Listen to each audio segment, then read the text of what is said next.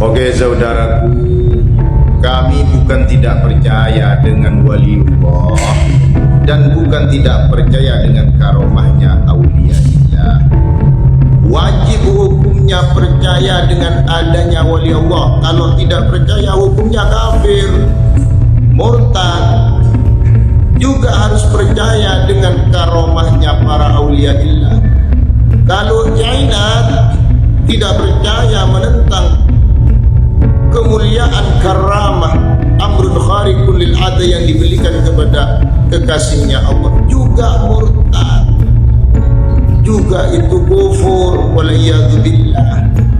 Namun perlu diingat, sebuah cerita itu ada yang benar, ada yang salah, ada yang sesuai, ada yang tidak sesuai. Makanya semua wali Allah Subhanahu wa taala itu tidak akan pernah melanggar syariat Allah. Semuanya pasti atas kehendak dan jalan yang diridhoi oleh Allah Subhanahu wa taala. Makanya Allah memberikan ta'rif kepada kekasihnya waliullah itu. Ala inna awliya Allahi la khawfun alaihim wa la hum yahzanun. Siapa wali-wali Allah yang tidak ada takut dan tidak ada susah di dalam hatinya, tidak ada keraguan apapun. Alladzina amanu wa kanu yattaqun, adalah orang-orang yang beriman dan selalu bertakwa, berarti tidak melanggar syariatnya Allah. Juga dipertegas oleh firman Allah, inna waliyallah alladzi nazzala alkitab wa huwa yatawalla as-salihin. Wali Allah itu adalah ya alladzi nazzala alkitab, siapa yang diangkat menjadi kekasihnya oleh Allah, wa huwa yatawalla as-salihin, orang yang saleh. Siapa yang saleh itu? Makanya kata Imam Syafi'i dan juga Imam Hanafi, andaikan fuqaha, orang yang ulama itu bukan kekasihnya Allah, maka Allah tidak punya kekasih. Kenapa? Karena al-ulama warasatul anbiya. Oleh sebab itu Nabi berkata, fadlul alim 'alal 'abid ka fadli 'ala adnakum. Orang yang berilmu dibanding orang yang ahli ibadah itu jauh lebih mulia orang yang alim, itu juga ahli ibadah maksudnya. Karena orang alim ini akan meluruskan kesesatan. Begitu. Makanya cerita yang dikatakan bahwa Syekh Abu Bakar bin Salim sejak lahir sampai wafat Allah membuat malaikat-malaikat yang mencatat amal jelek itu diliburkan oleh Allah. Sebab lahirnya Abu Bakar bin Salim itu sudah tidak sesuai dengan ketetapan yang telah ditetapkan oleh Allah, yaitu sunnatullah yang telah ditetapkan melalui syariatnya. Itu tidak sesuai sudah.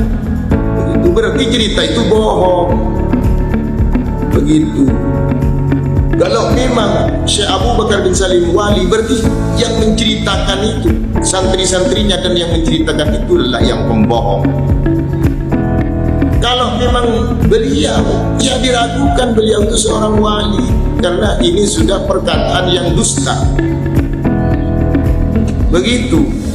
Oleh sebab itu Allah menetapkan idh yatalaqqal mutalaqqiyani 'anil yamini wa 'anil shimali qa'id wa ma yalfidhu min qawlin illa ladayhi raqibun 'atid.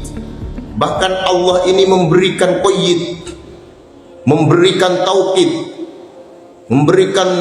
taukid yang sangat sempurna. Wa inna 'alaikum lahafizin. Ada inna, ada lam di dalam hafizin. Wa inna 'alaikum lahafizin kiraman katibin ya'lamuna ma taf'alun. Bahkan di dalam ayat yang lain, am yahsabuna anna la nasma'u sirrahum wa najwahum bala wa rusuluna ladaihim yaktubun. Itu ayatnya. Bahkan kata baginda Nabi di dalam hadis, baginda Nabi bersabda dalam riwayat Muslim, Allah berfirman kepada malaikat, urkubuhu fa in amilaha faktubuha lah bimisliha wa in tarakaha faktubuha lahu hasanah. Itu sudah ketetapan dari syariat yang telah ditetapkan oleh Allah Subhanahu wa taala, yang tidak akan dirubah ila yaumil qiyamah. Begitu, itu yang pertama. Bahkan diceritakan di dalam Al-Wariqat di halaman 303, katanya Syekh Abu Bakar bin Salim ini pernah difirmankan oleh Allah. Firmannya begini katanya, ya Abu Bakar bin Salim, mulki mulkuka tasarraf fihi kaifa syi'ta. Abu Bakar Salim, alam semesta ini milikmu, gunakanlah apa kehendakmu, kamu yang ngatur. Nah, seperti ini sudah tidak relevan, bukan perkataan salihin, bukan perkataannya aulia, ini perkataannya orang yang tidak beriman kepada Allah Subhanahu wa taala. Kenapa? Karena Allah berfirman, walam yakul lahu syarikun fil mulki, walam yakul lahu syarikun fil mulki. Begitu, makanya kami tetap mengatakan ini sesat menyesatkan. Ini adalah cerita yang sesat menyesatkan. Mungkin Syekh Abu Bakar bin Salim tidak berkata begitu, tapi diriwayatkan oleh santri-santrinya dan habib-habib yang lain demi memuliakan Habib Abu Bakar bin Salim, menceritakan yang berlebihan sehingga menabrak syariat Islam, sehingga menabrak ketetapan-ketetapan Allah Subhanahu wa taala. Nah, kalau memang dari beliau, maka mustahil beliau bagian dari golongan auliaillah. Begitu nanti. Oleh sebab itu kami harus suarakan ini. Itu yang pertama. Bukan kami tidak percaya bahwa Allah itu mempunyai sifat mungkinat, mungkin bagi Allah meliburkan, tidak mencatat amal jelek, semuanya itu mungkin memang kepada Allah Subhanahu wa taala.